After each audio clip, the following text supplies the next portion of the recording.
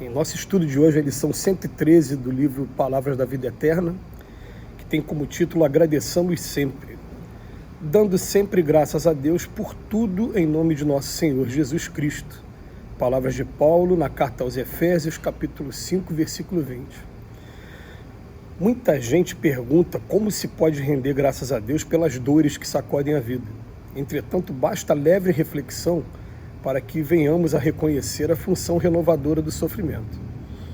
Atravessaste longo período de enfermidade do qual te refazes dificilmente, e se ouves a própria consciência, perceberás que a moléstia física foi socorro valioso para que te não arrojaste a tremendas lutas de espírito.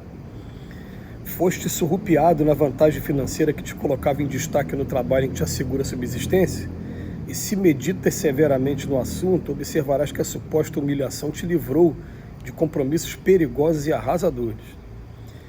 Perdeste recursos materiais que apenas te acrescentariam o reconforto necessário no carro da própria existência. E se te deres ao exame desapaixonado da própria situação, verificarás que alijaste o peso dourado de enfeites suntuosos que te fariam provavelmente a vítima de criminosos assaltos. Amargaste a deserção do amigo em cujo afeto depositavas a maior esperança, e se estudares a ocorrência com plena isenção de ânimo, concluirás que o tempo te libertou de um laço impróprio que te transfiguraria talvez de futuro em pesado grilhão. Não te confie às aparências, louva o céu azul que te imprime euforia ao pensamento, mas agradece também a nuvem que te garante a chuva mensageira do pão. Mesmo que não entendas de pronto os desígnios da providência divina, recebe a aprovação como sendo o melhor que merecemos hoje, em favor do amanhã, e ainda que lágrimas dolorosas te lavem a alma toda, rende graças a Deus. O objetivo do estudo do Emmanuel de hoje é chamar a atenção para a gente, em primeiro lugar, vamos colocar uma coisa na cabeça. Tudo o que está acontecendo em nossa vida está ajudando no nosso progresso, está contribuindo para o nosso progresso. Tudo, tudo, tudo. Existe um texto no Evangelho segundo o Espiritismo, no capítulo 5, que tem como título A Verdadeira Desgraça.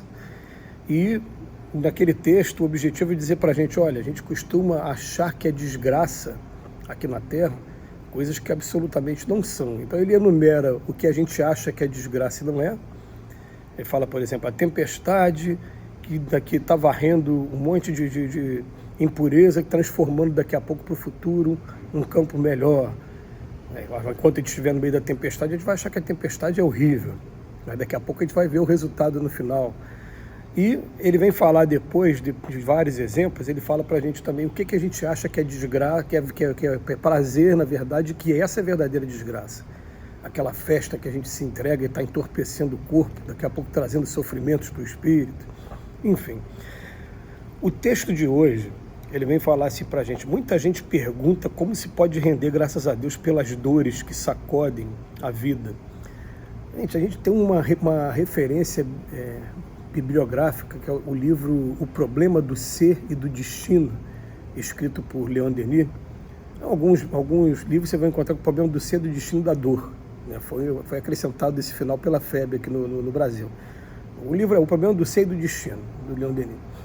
O que acontece? Esse livro ele vem falar para a gente da importância da dor, do como essa professora, essa mestra maravilhosa que a gente tem aqui, chamada dor, ela nos chama para a realidade e nos coloca no caminho que a gente não deveria ter saído desde o início. Vem dar a ideia para a gente, claro, né, de que a gente só vai experimentar a dor cada vez que a gente se afastar do Evangelho. Porque quando a gente está junto com o Evangelho de Jesus, a gente consegue sentir uma felicidade, uma harmonia tão grande dentro da gente, que a dor externa não vai alcançar a cada um de nós. A gente vai ter aquela frase famosa de Leopoldo Machado, quando ele fala, a tempestade é lá fora. Aí você está no meio da tempestade, mas eu estou bem aqui comigo, estou tranquilo comigo mesmo. Então o que ele vem dizer para a gente? Ele pega 4 situações para que a gente medite. A primeira situação delas, ele vem falar de uma enfermidade, uma doença qualquer. E fala de longo período de enfermidade. Então, longo período de enfermidade a gente pode colocar aí, né? Se fosse exemplificar, quando a gente tem que ficar internado durante longo tempo por conta de um AVC, quando a gente tem que ficar aí por conta de fazer um tratamento de um câncer, tem que fazer um tratamento de infarto, uma longa enfermidade. Então ele coloca aqui: atravessaste um longo período da qual te refazes dificilmente. Ninguém quer passar por isso.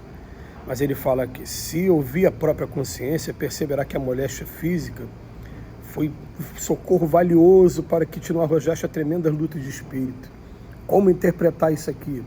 Eu vou usar um exemplo que já usei outras vezes e que, né, marcou aqui a nossa vida. Foi de um companheiro que ele é dirigente de um centro espírita, no Rio de Janeiro, e que ele é diabético hoje, e ele estava falando para a gente que hoje ele agradece a diabetes que ele tem, porque a diabetes, foi permitido a ele ver como ele havia desencarnado da última experiência que ele teve aqui na Terra. Ele era muito viciado em doce e sofreu muito do outro lado da vida. Então tem algumas doenças físicas que, já que a gente não conseguiu disciplinar de maneira dentro do amor, ela acabou vindo pela dor. Vamos usar essa frase aqui.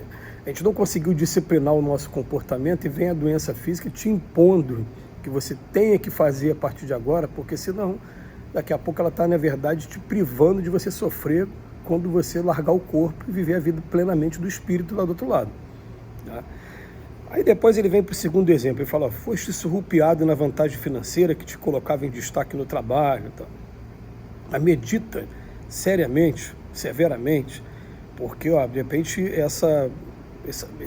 vamos botar esse golpe que você tomou financeiramente, tá te livrando de compromissos perigosos e arrasadores.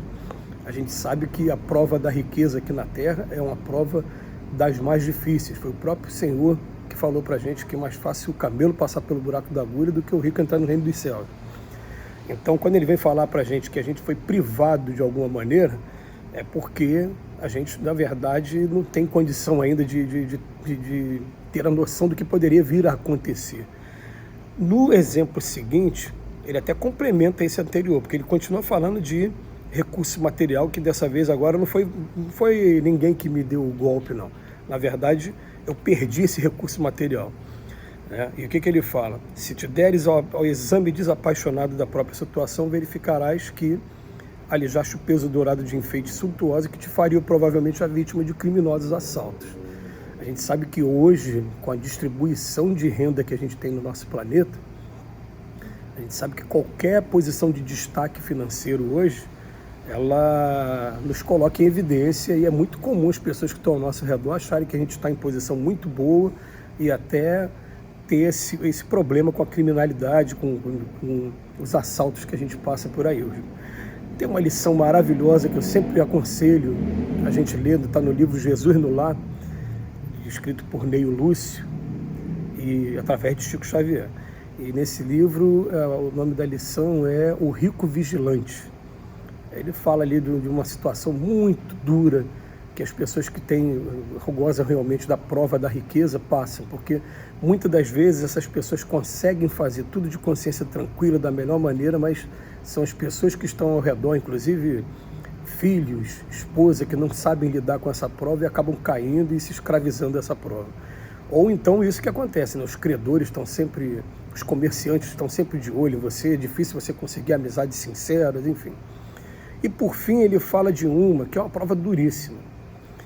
É uma prova duríssima que a gente fala por quê? Porque no capítulo 14 do Evangelho, segundo o Espiritismo, o Espírito Santo Agostinho, ele fala que tem espíritos que programam a sua reencarnação na miséria de maneira corajosa, mas quando a prova mexe com o coração, com a traição de um amigo ou dentro da família, ela mexe muito com o coração da gente. Amargaste a deserção do amigo em cujo afeto depositavas a maior esperança. Aí depois fala, se você pensar bem, concluirá que o tempo te libertou de um laço impróprio, que talvez viraria até um pesado grilhão no futuro. Gente, vamos partir do princípio de uma coisa. É bom a gente ter do nosso lado as pessoas que amam a gente de verdade e que querem o nosso bem. Se essa pessoa desertou por algum motivo, a gente faz a nossa parte, deixa a pessoa seguir o caminho dela, procura zelar para que tudo também aconteça da melhor maneira, sem guardar mágoa, rancor, desejo de vingança, mas vamos guardar isso. Talvez a gente esteja sido, na verdade, poupado de um contato que poderia trazer problemas no futuro. A gente agradece demais a Emmanuel pelas reflexões de hoje, pelos conselhos. Que Jesus nos abençoe hoje e sempre.